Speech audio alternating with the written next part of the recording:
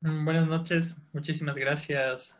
Doctor Ipiales, por favor, si me ayudan habilitando compartir pantalla.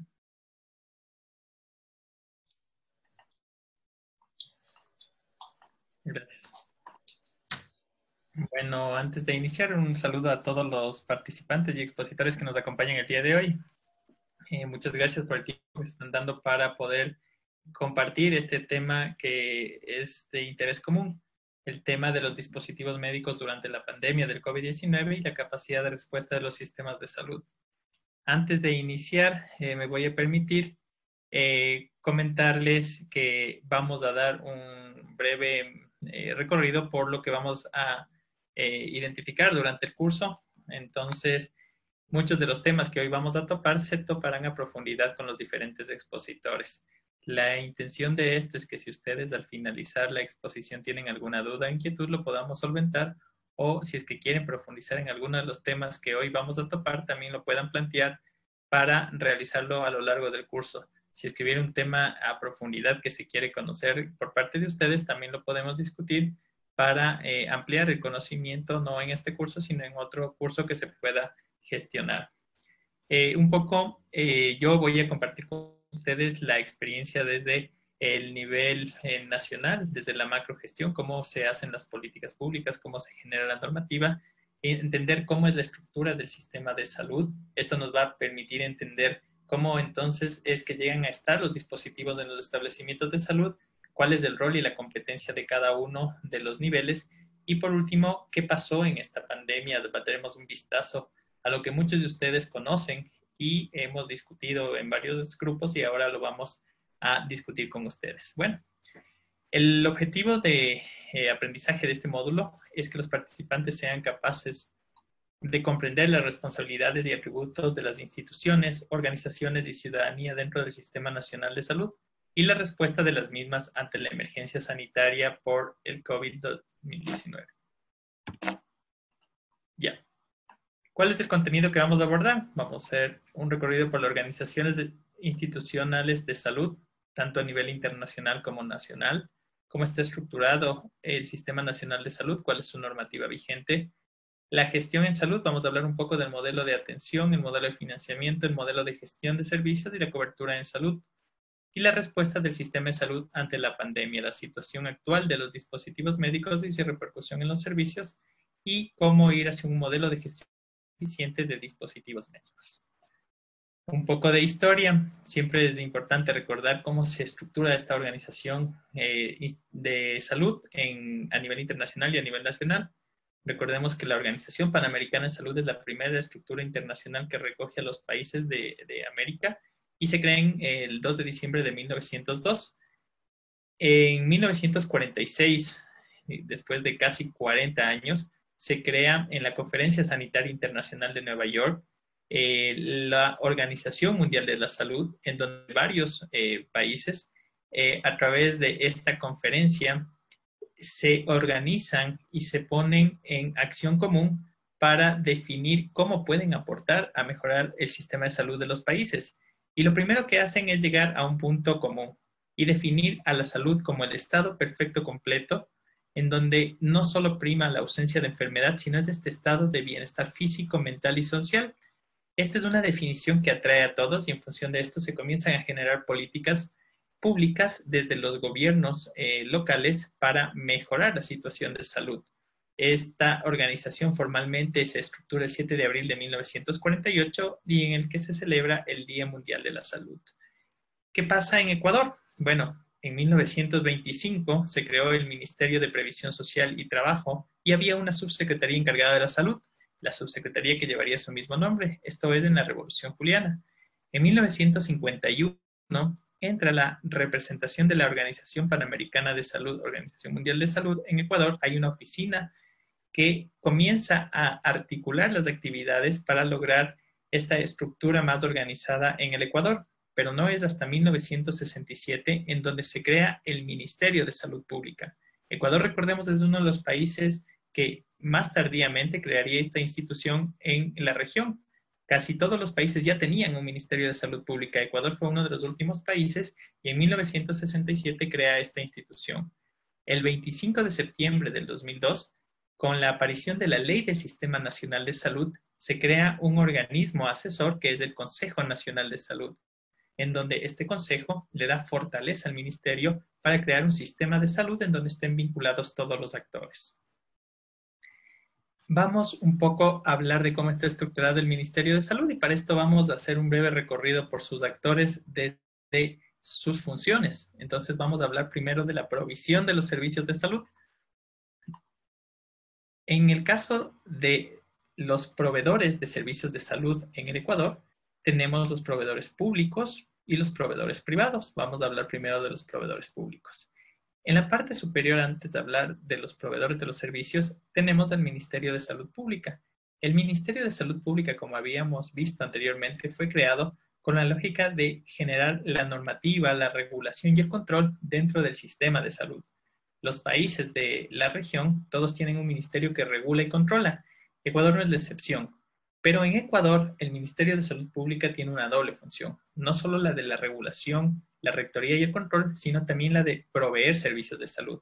Y es por eso es que muchas unidades de salud son parte del Ministerio de Salud Pública. Entonces, este tiene doble función, la de regular y controlar y también la de proveer los servicios. El financiador de los servicios que provee el ministerio, bueno, el propio ministerio tiene una instancia, que en este caso es el Viceministerio de Atención Integral de Salud, quien recibe el presupuesto a través del presupuesto general del Estado y de esta manera financia la prestación de servicios.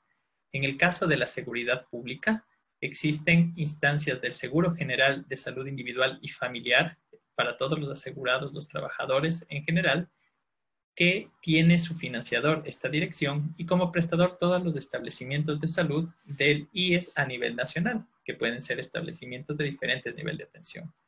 En el caso de los campesinos, hay una dirección específica de Seguro Social Campesino a través de la Subdirección de Salud, quien es encargada de financiar la prestación de los campesinos, de las familias que se encuentran en la ruralidad a través de los dispensarios del Seguro Social Campesino. Pero en el caso del seguro de salud general, este seguro de salud por principio es solidario y financia a aquellas familias que no tienen la capacidad de pago para acceder a todas las prestaciones de salud. Es decir, todas las personas que se encuentren aseguradas a través del seguro de salud general o del seguro social campesino reciben las mismas prestaciones tanto en los dispensarios como en las unidades del seguro general. En el caso del seguro campesino no tienen unidades de segundo y tercer nivel. Cuando sus asegurados, los campesinos, necesitan recibir una atención, lo hacen en las unidades del Seguro General, por un principio de solidaridad. En el caso de las Fuerzas Armadas, hay un Instituto de Seguridad Social de las Fuerzas Armadas, quien es el financiador a través de la seguridad, igual que en la Policía Nacional, y su prestador son las Fuerzas Armadas a través del Ministerio de Defensa Nacional y del Ministerio del Interior, quienes a través de sus unidades de salud brindan atención a la población. En el caso de servicios públicos también encontramos algunos gobiernos autónomos descentralizados que tienen unidades prestadoras de salud, es así el caso de los municipios, de las prefecturas que tienen unidades de salud en el territorio. También existen los servicios de salud privados sin y con fin de lucro. Vamos a hablar de aquellos que no tienen fines de lucro en su creación. Tenemos a Solca, que tiene diferentes núcleos y que cada uno tiene un régimen administrativo independiente. Cada Solca en cada ciudad se maneja de manera distinta, con su directiva y con su organización administrativa son independientes. La Junta de Beneficencia de Guayaquil, la Sociedad Protectora de la Infancia, la Cruz Roja Ecuatoriana y algunas organizaciones no gubernamentales que no tienen fines de lucro y dan prestación de servicios de salud. Dentro de los que tienen, de los prestadores que tienen fines de lucro, están los consultorios médicos privados, los centros médicos, las clínicas, los hospitales, las farmacias, etcétera. Todos aquellos que cobran directamente por la atención. Si nosotros dentro del sistema hablamos de los seguros de salud públicos y privados, habíamos hablado ya de los seguros de salud públicos, pero a este hay que sumarle el SPAT, que es el Seguro Público de Accidentes de Tránsito, que todos conocemos, que es financiado a través de la matriculación de los vehículos y que un aporte va a financiar aquellas prestaciones que se pueden generar producto de accidentes de tránsito, así como el fallecimiento de personas que estuvieron relacionadas con accidentes de tránsito. En el caso de los privados, existen empresas de medicina prepagada y proveedores de seguros privados. También existen organizaciones no gubernamentales que no necesariamente proveen servicios de salud, pero que están relacionadas con la salud. Recordemos que si echamos la mirada hacia la definición de salud, que no es solo la ausencia de enfermedad, sino este bienestar entre lo biológico, lo psicológico y lo social, aquellas organizaciones no gubernamentales que estén relacionadas con seguridad social, con el tema de bienestar individual, bienestar colectivo, también hacen parte del sistema de salud. La sociedad civil organizada a través de los comités locales, de las organizaciones, en el caso de los municipios, de donde tienen vocales representantes de salud, o de las juntas parroquiales, también son parte del sistema de salud.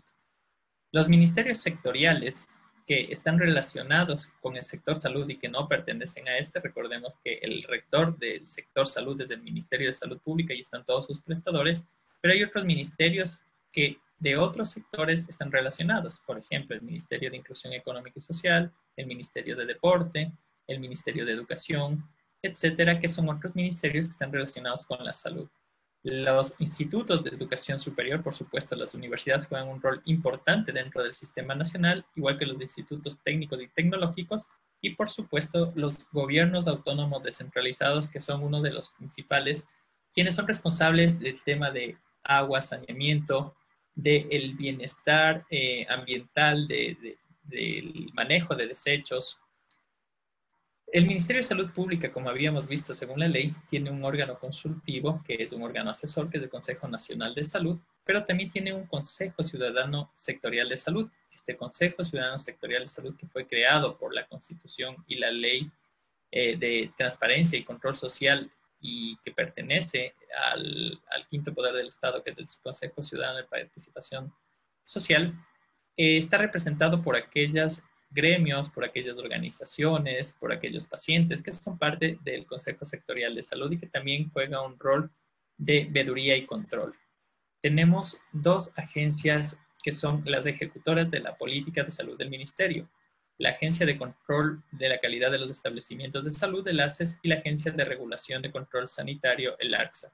Recordemos que la primera regula a todos los prestadores de servicios de salud que están en el territorio ecuatoriano, públicos y privados, y el ARCSA regula a todos los establecimientos que producen o comercializan insumos y dispositivos para uso y consumo humano.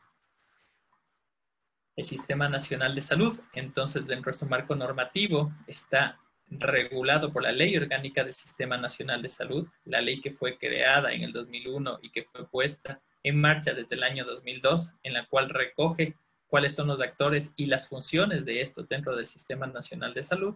La Ley Orgánica de Salud, que fue publicada en el año 2006, en donde determina sobre todo cuál es el alcance, cuáles son las competencias que tiene el Ministerio de Salud Pública y qué pasa ante el no cumplimiento de la normativa creada en esta ley. La Constitución del 2008, que fue creada posteriormente, pero que le fortalece al Sistema Nacional de Salud al establecer una red pública integrada de salud, rompe la lógica de sistemas de salud fraccionados al hablar de un sistema de salud integrado a través de esta red pública que se articula con la red complementaria para lograr un sistema fortalecido y que responda a la necesidad de la población. Por último, el proyecto de Código Orgánico de Salud, que fue planteado en diciembre del 2019 y que, cierto, el día de hoy fue discutido en la Asamblea, fue retomado después de diciembre del año anterior, en el cual consolida las funciones del Sistema Nacional de Salud y recoge todas aquellas leyes que no están acorde a la Constitución. ¿Cuáles son los componentes del sistema de salud? Todo sistema de salud debe tener el financiamiento, la gestión y el modelo de atención. Cuando nosotros hablamos del modelo de atención, recordemos que en el Ecuador se definió un modelo de atención que es integral, quiere decir que reconoce al ser humano en todo su conjunto, no solo como individuo, sino en la parte biológica, en la parte social, y recogemos esta frase del Bosque en donde dice que la salud se construye donde la gente vive, trabaja, ama y se divierte. Este es el principio del modelo de atención.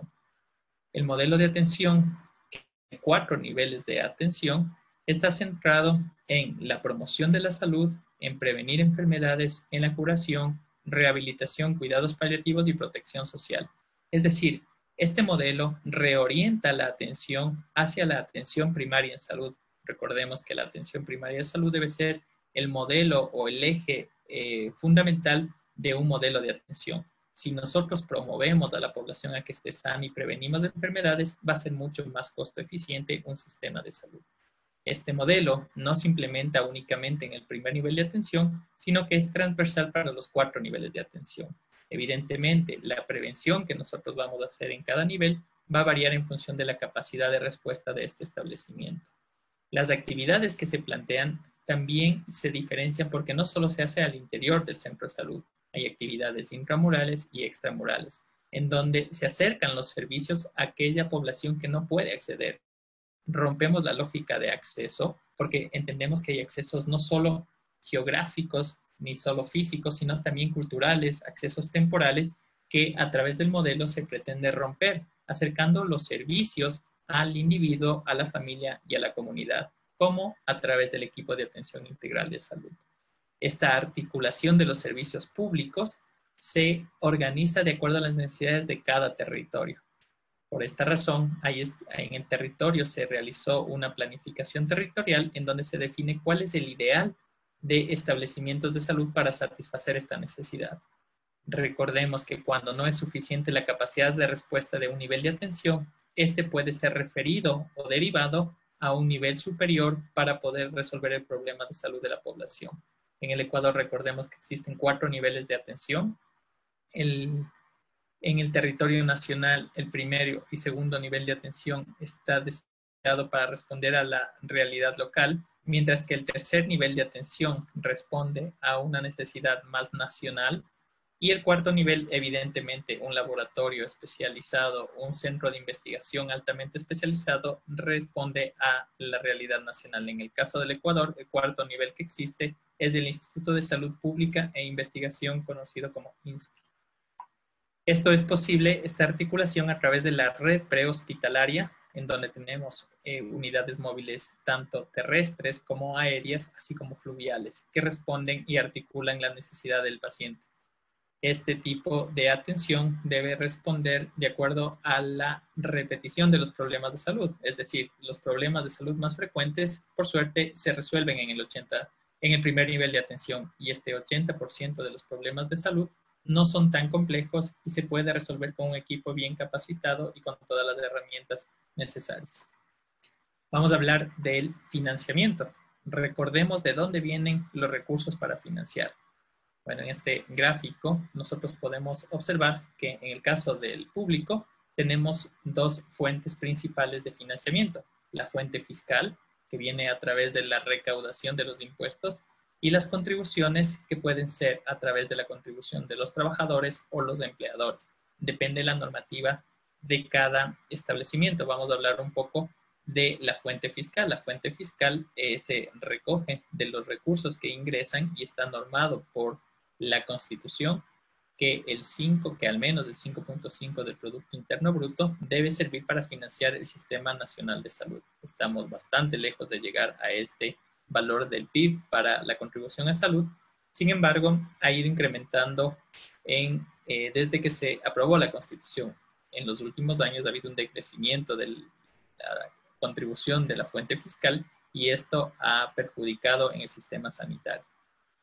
¿Quién se financia a través de fuente fiscal? Bueno, están las instituciones que responden al gobierno y que son de carácter público, como está el MSP, el MIES, el Ministerio de Educación, los municipios que reciben financiamiento a través de la fuente fiscal. En el caso de las contribuciones es importante saber que la ley establece que aquellas que están destinadas para el sector salud, en el caso de la seguridad general, no contribuye directamente el trabajador. Quien contribuye es el empleador. Y a veces esto es necesario identificar que el empleador es quien está subsidiando, quien está financiando las prestaciones de salud. Como es un seguro solidario, las prestaciones de los empleadores, que son financiadas por los empleadores, también son financiadas para las personas del Seguro Social Campesino. Aquí existe una dificultad, un vacío, ya que existió el aumento de beneficiarios del Seguro General, quienes no tienen financiamiento actualmente. ¿Quiénes son estos? Los hijos de los trabajadores y los cónyuges de los trabajadores. De igual manera, los pensionistas tampoco financian directamente, sino que por un aporte solidario de los patronos de los afiliados activos, se financia la seguridad social. En el caso del ISFA y del ISPOL, se subsidia parcialmente la atención de aquellas personas que están en servicio pasivo, así como de sus familiares. La diferencia de la atención lo pagan directamente los familiares o las personas en servicio pasivo. En el caso de los prestadores, sabemos que hay hospitales públicos que reciben por lo general el mismo nombre como habíamos visto antes, y obviamente los usuarios se habían definido que dentro de aquellas prestaciones que reciben del Ministerio de Salud Pública, inicialmente estaba definido para aquella población que tiene menos recursos económicos. Los trabajadores del sector formal, voluntarios y campesinos estaban cubiertos por el Seguro Social General y Campesino, y los militares y policías a través de sus seguros. Las personas que tienen mayor capacidad de recursos pueden pagar sus atenciones. Sin embargo, este modelo de financiamiento que todavía se mantiene en el país no es universal, y esto es algo que se tiene que cambiar de acuerdo a lo que establece la Constitución. Vamos a hablar un poco del modelo de gestión. El modelo de gestión que se plantea en el Ecuador, existen 3 niveles de planificación. El nivel macro, la macrogestión, que está encargada de la gestión de todo el Sistema Nacional de Salud. Recordemos quiénes son los actores del sistema. Entonces, esta planificación macro se lo hace desde el nivel central, puede ser del Ministerio de Salud Pública, del Seguro General de Salud, del Seguro de las Fuerzas Armadas, del Seguro de la Policía Nacional. Esta macrogestión permite tener la rectoría, es decir, regular, controlar, normar cómo va a funcionar los establecimientos de salud dentro del sistema, planificar los recursos, coordinar sus actividades y controlar su cumplimiento. De igual manera, en la mesogestión, que es la gestión de los servicios en donde están los directivos de un establecimiento de salud, el gerente, el director, el jefe de una sección específica, puede ser de provisión, puede ser de atención, hacen la mesogestión, es decir, ellos son los encargados de coordinar y llevar adelante el adecuado funcionamiento de un establecimiento.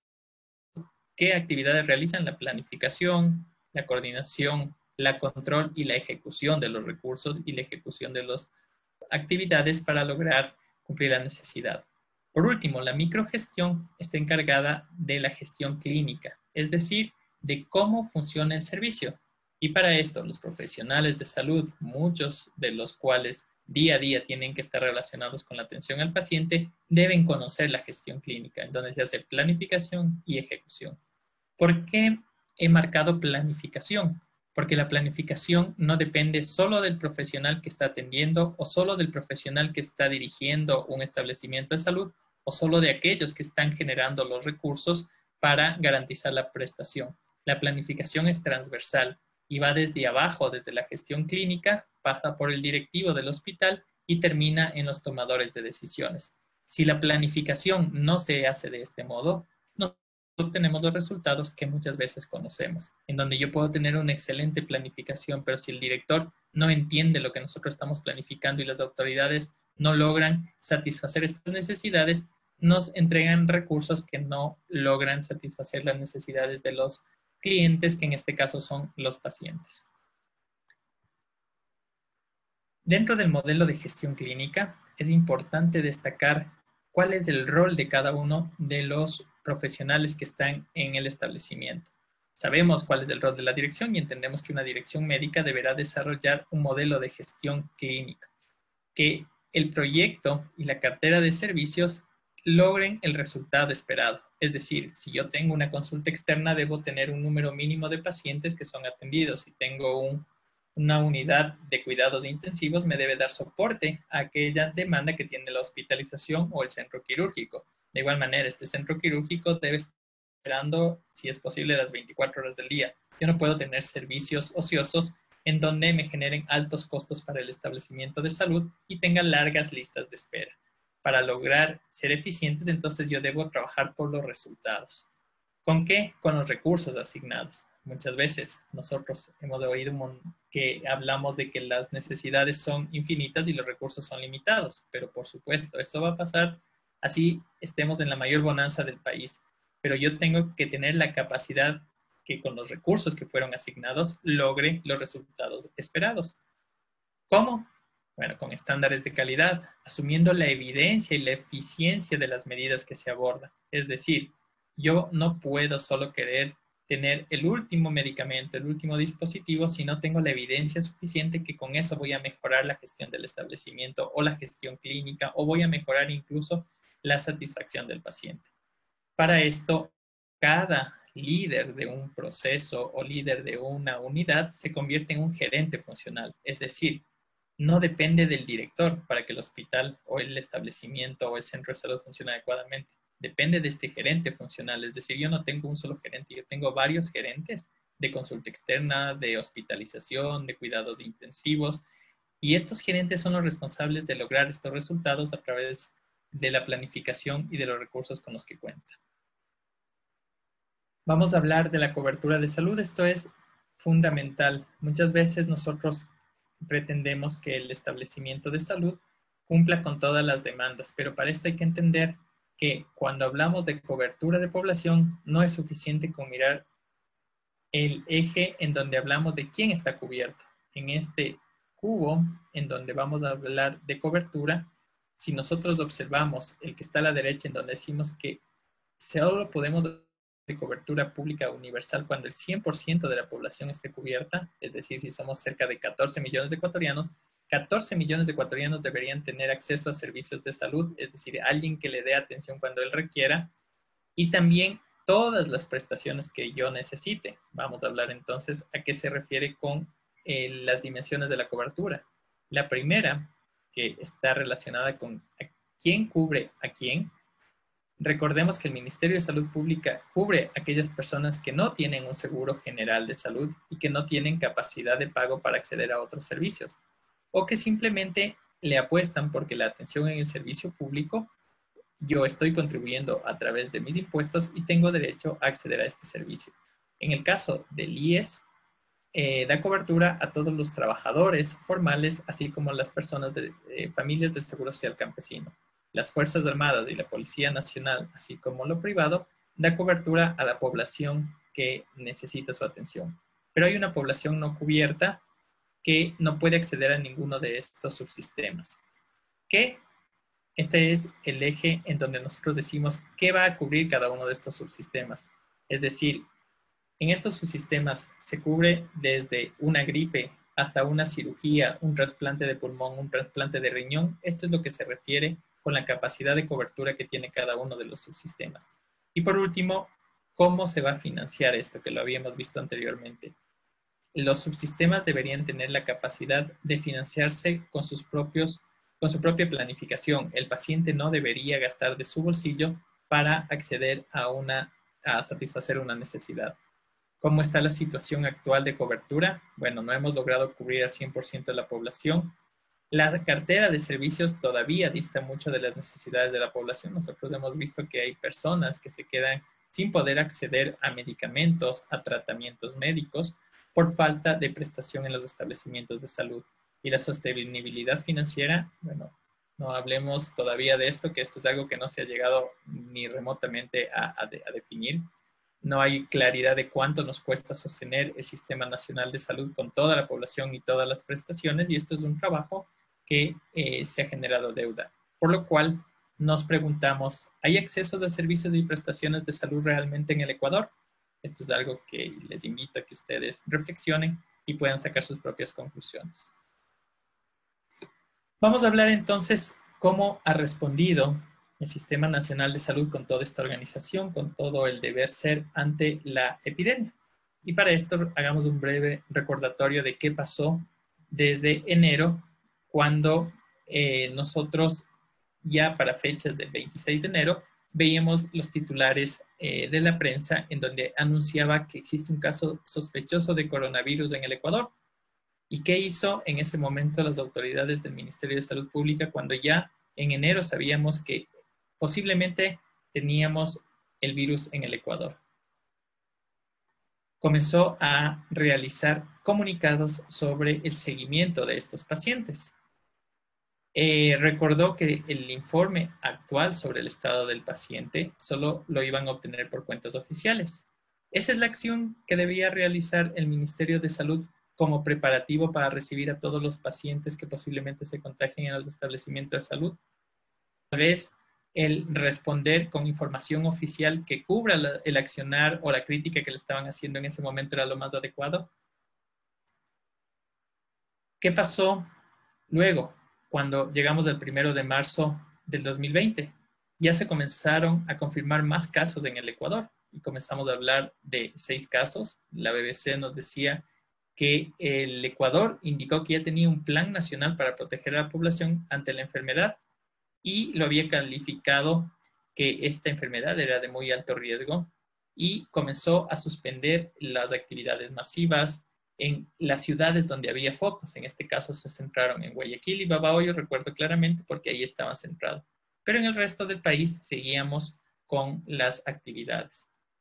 Pregunto, ya para esta fecha, 1 de marzo, ¿ya existía planificación de cómo abastecerse los establecimientos de salud con equipos de protección, con dispositivos médicos para atender a los pacientes? ¿Ya había directrices, había los recursos para esto?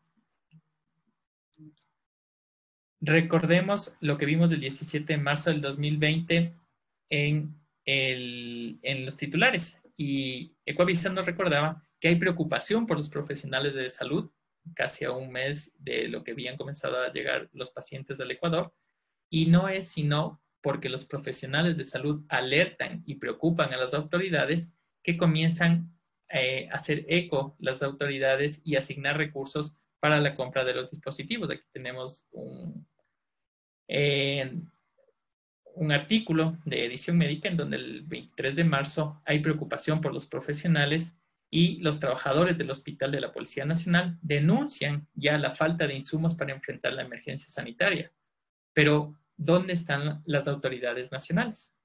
Ante esto, el 27 de marzo comienzan a buscar cómo abastecerse de dispositivos y equipos médicos para la emergencia.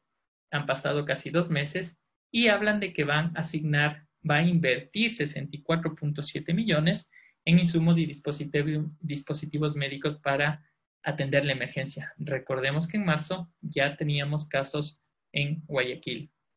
¿Qué pasó en abril? Evidentemente, cuando la gente, los establecimientos tienen los recursos y comienzan a abastecerse masivamente, comienza la especulación y comienzan a subir increíblemente el costo de los dispositivos médicos. Y entonces la Contraloría General del Estado comienza a constatar sobreprecios en la compra de insumos para el COVID. Y la Contraloría comienza a identificar indicios de responsabilidad penal por compra de mascarillas e insumos médicos en alto precio. Nuevamente nos preguntamos qué pasó con la planificación.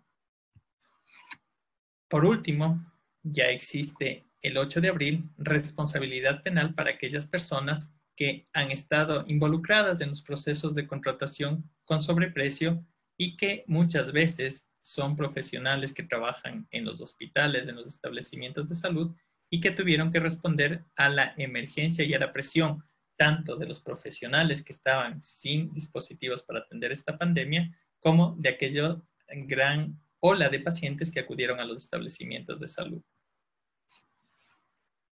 ¿Qué es lo que esperamos entonces nosotros con este breve ejemplo poder fortalecer en ustedes durante este curso de gestión de dispositivos médicos?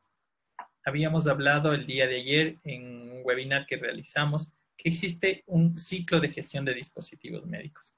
Este ciclo de gestión, si yo lo sé utilizar adecuadamente, satisfaciendo la necesidad del cliente interno y externo, no limitándome solo al paciente, sino también a quien va a usar ese dispositivo, como es el profesional de la salud, yo para lograr llegar al cliente con este servicio de calidad, tengo que seleccionar el producto adecuado. Y eso es lo que vamos a discutir en este curso. ¿Cómo selecciono este producto? A veces nosotros nos horrorizamos cuando oímos cómo direccionamos. No estoy direccionando para comprar a un proveedor, yo estoy direccionando para comprar adecuadamente lo que requiero y con los controles de calidad y con los términos adecuados para satisfacer la necesidad del cliente. ¿Cómo estimo estas necesidades y adquisiciones? ¿Cómo estimo para no estar o desabastecido o sobreabastecido? Que cualquiera de los dos es un problema. Si no tengo, evidentemente disminuyo mi cantidad de prestaciones, aumento los tiempos de espera, aumento las listas de espera, soy menos eficiente, es más costoso en la operación de un establecimiento de salud, pero si pasa lo contrario, si yo estoy sobreabastecido, se me caducan, se me dañan, se me pierden, se me roban los dispositivos y esto genera también dificultades en la gestión. ¿Cómo hago un control de inventarios? ¿Cómo realizo las buenas prácticas de almacenamiento y distribución? ¿Cómo hago una optimización de aquellos dispositivos que cuento en el establecimiento y que muchas veces pueden ser escasos? Pero con esos yo puedo garantizar a través de un uso eficiente llegar al cliente. Entonces, este control de la cadena de suministros, la organización y personal, presupuesto, supervisión y evaluación me va a llevar a una gestión de dispositivos médicos adecuados, para lo cual existe una normativa que es la política, en donde desde el nivel nacional establece cómo realizar esta gestión, así como la adaptabilidad. ¿Qué significa esto de adaptabilidad? ¿Qué pasa cuando yo no tengo las condiciones idóneas para cumplir con este ciclo? ¿Me puedo saltar algún paso del ciclo o debo siempre cumplir los pasos del ciclo? Esta respuesta los vamos a ver durante el desarrollo del curso, pero la respuesta, me adelanto, es yo tengo que cumplir los pasos del ciclo de gestión de dispositivos médicos. Y si declaro emergencias por una situación extraordinaria como la que vimos del COVID, esto no me impide cumplir con el ciclo de gestión de dispositivos médicos. Y eso es lo que vamos a discutir en el ejercicio que lo vamos a ver más adelante. Solo la calidad de la atención y seguridad del paciente se puede garantizar cuando yo hago una gestión adecuada de dispositivos médicos. En este gráfico vemos una paciente recuperada de la COVID con todo el personal sanitario que tuvo los recursos, que tuvo los dispositivos necesarios para garantizar su recuperación. Y esto es lo que a nosotros nos debe llenar de satisfacción y alegría, que tanto el cliente externo como nuestros clientes internos estén satisfechos al contar con dispositivos seguros para una atención adecuada. Muchas gracias.